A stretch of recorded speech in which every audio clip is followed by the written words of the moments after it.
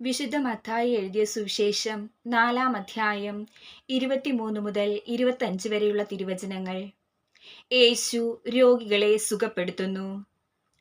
അവൻ അവരുടെ സിനഗോഗുകളിൽ പഠിപ്പിച്ചും രാജ്യത്തിന്റെ സുവിശേഷം പ്രസംഗിച്ചും ജനങ്ങളുടെ എല്ലാ രോഗങ്ങളും വ്യാധികളും സുഖപ്പെടുത്തിയും ഗലീലി മുഴുവൻ ചുറ്റി സഞ്ചരിച്ചു.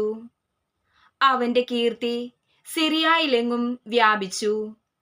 എല്ലാ രോഗികളെയും വിവിധ വ്യാധികളും വ്യതകളാലും അവശരായവരെയും പിശാചുബാധിതർ, അപസ്മാര രോഗികൾ, തളർവാദക്കാർ എന്നിവരെയും അവർ അവന്റെ അടുത്തു കൊണ്ടുവന്നു. അവൻ അവരെ സുഖപ്പെടുത്തി. ഗലീലി, ദെക്കാപോളിസ്, ജെറുസലേം, യൂദയ, ജോർദാന്റെ മറുകര എന്നിവിടങ്ങളിൽ നിന്ന് വലിയ ജനക്കൂട്ടങ്ങൾ അവനെ അനുഗമിച്ചു. കർത്താവിന്റെ സുവിശേഷം.